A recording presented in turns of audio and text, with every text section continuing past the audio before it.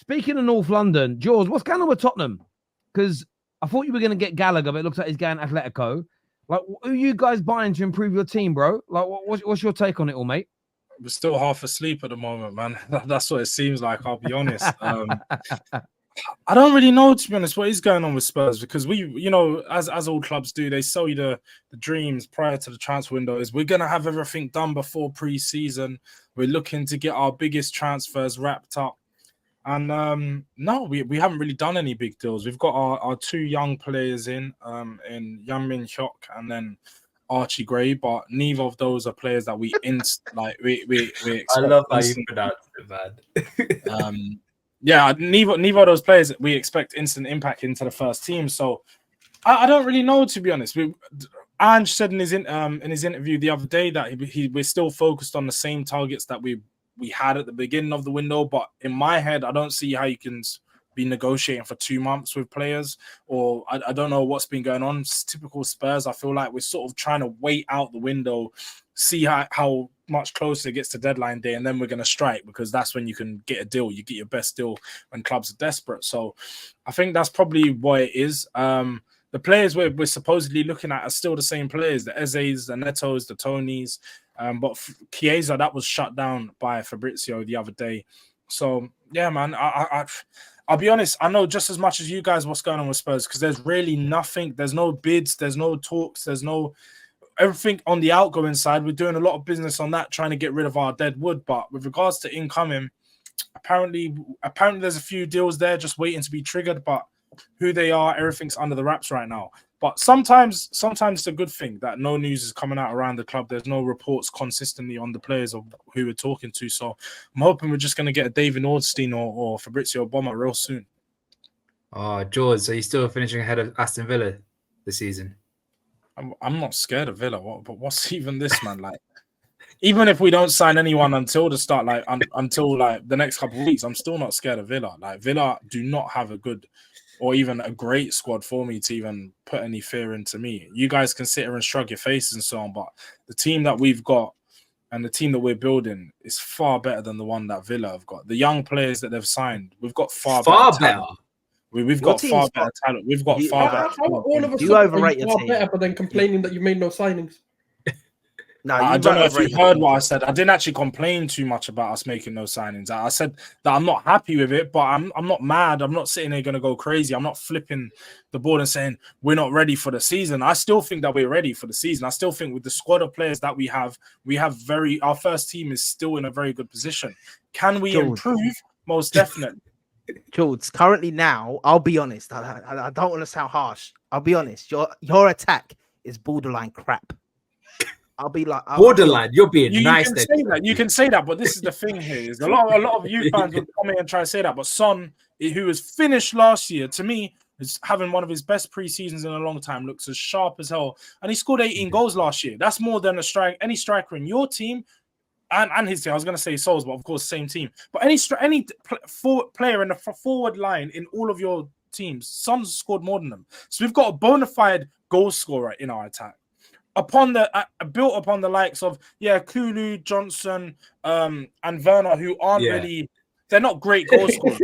But you're laughing around, but I had this conversation with Monty the other day. You have no goal scorers in your attack either. If you look at Diaz, you look at Diaz, you look at Jota. Don't try that. Do not bring Diogo Jota up as he's not a clinical striker. All three of those players under 10 Premier League goals this last season. What, Jota? 10 Premier. All three of them. You can correct me if I'm wrong about Jota. How many did he get? Did he get 10 on the dot?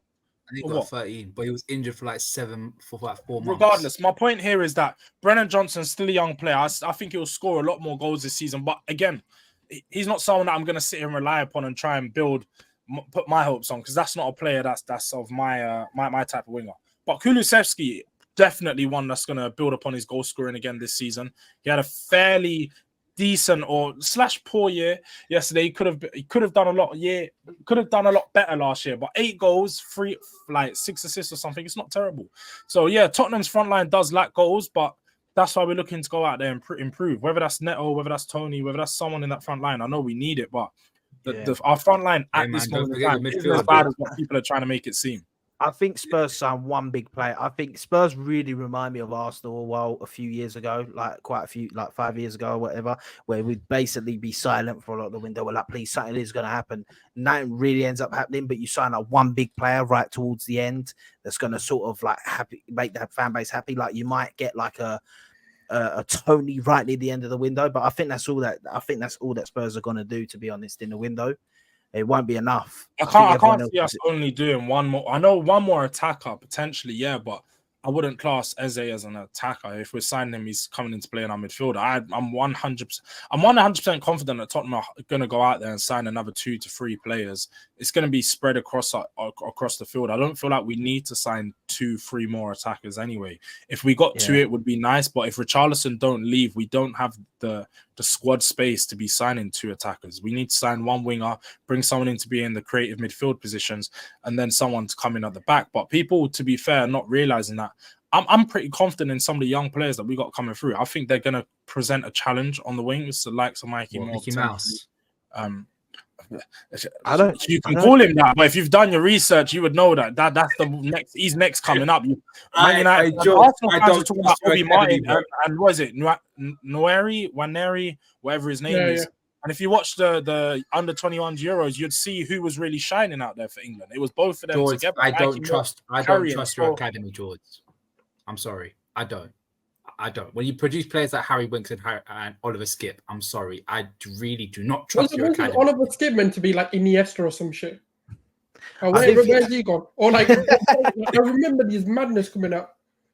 I do think that Mikey Moore will be. I do think that Mikey Moore will be pretty decent for them, to be honest. I do think he'll be all right. But what I will say with Spurs is that, for me, when I look at them, I just think they overrate their team a bit. I just do. I think they think their players are better than they are. They're like Kulusevski's not that good. Like, bro, he's all right. Does Kulusevski really get into any of our teams? Maybe as a squad player at a max, he gets into our team. He doesn't get in. Would he even get in as a squad player? I don't think he gets. Well, we need a right wing option, so maybe for Arsenal. But like, he doesn't start. Look, if we go through all our teams right here and we say who's Kulusevski starts over, I'm not gonna lie. I know he ain't played a lot for Man United, but he don't play over the right winger. That was his name. Diallo.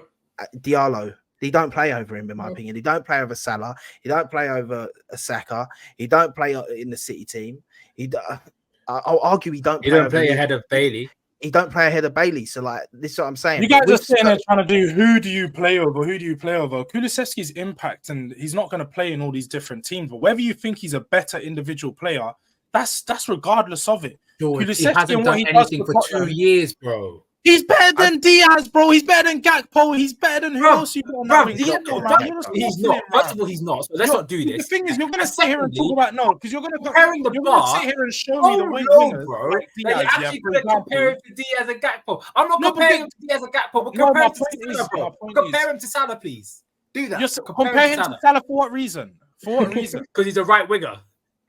But again, Kulusevski plays across he'll play in the right, he'll play in the central, he'll play across multiple positions. I'm comparing him to players that are playing the wing. Salah's obviously of a better ilk. I'm not going to compare him to Salah. I'm going to compare him to players who are supposed to be of his level, which is a Diaz and Gakpo. And Diaz does everything but score goals. The guy will take 6 shots in front of goal and score one of them. Kulusevski is not the same. My players are measure off of impact and effectiveness on the team. Brennan Johnson, although many of you may not think he's good and doesn't start in your teams, he's got more assists than most of your wingers and creative players last season for a reason that he is effective and impactful for us. Yeah, the simple job of getting in behind and playing the ball across the lie. Spurs fans live on the beginning of the last season. Spurs fans live off the beginning of the last season. 13 assists last season. He had what? Harvey Elliott had about 13 assists last season. No, he never in the Premier League. Stop lying, man. Stop lying. We're talking about all comps, bro. We're not talking about all comps. We're talking about Premier League, bro. Why trying to talk about FA Cup and Carling Cup assists? Allow it, bro. You can't just talk about GA. He doesn't perform in those competitions, bro. Come on, let's not do this. You can't talk about only GA and be like, he's good because he's GA. Brendan Johnson was crap last year. I didn't do only GA. I don't want to hear anything to say he was above crap last year. He was rubbish. I don't care how many assists he got. He was rubbish, but he got 11 assists. It means his effective. I just think Spurs, you guys just live off of. Listen, you might do something next season. I don't think you're doing jack. I don't even think you're really going to be in the top 4 race too much, to be honest. But I think you're just living off the start of last season. How about we talk about the last competitive bit of season that we see, and you basically capitulated, bro? What am I living off? What did I say that made you think that we're living off the start of the season? Because you're talking about you're talking about competing with like getting these Champions League spots and that, and then you're talking about your attack. But I never spoke about our last season, but I didn't talk about last season performances at all. That's the thing that you're getting wrong.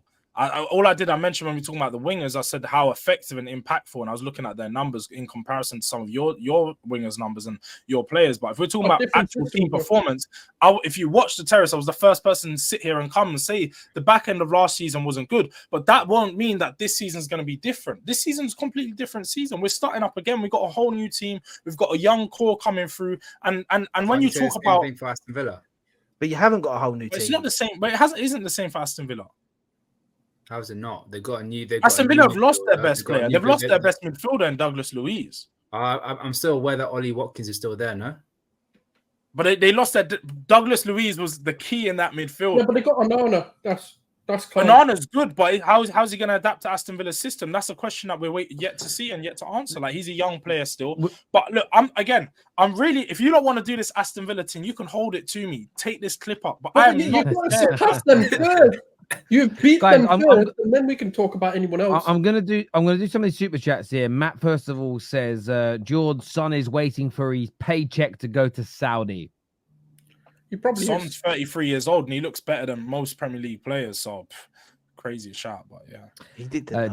Jason here says, George, just remember the waffle you spat out before the 2002 World Cup on here. Ever since all of that came back to bite you, it's time for silence. As for your attack, Brennan Johnson may as well be Boris Johnson. He's gonna have to remind us of what waffle this apparently was, because he didn't reference anything. I think that waffle was that you were going to win a trophy before Man United. I think that's what he means. Again, he'd have to be clearer to reference it. Well, that flopped. We've won 2 since then. Just to put it out there, my brother. I'm gonna put it out there and say Wrexham will win a title, a trophy in the Premier League before Spurs. You know what? It's not quite like, yeah. Come on, man. You're better than that, Giuseppe. If you're gonna make a joke, I'm joking. You're getting rinsed by Napoleon Dynamite in the comments, bro. In the secret chats. Who?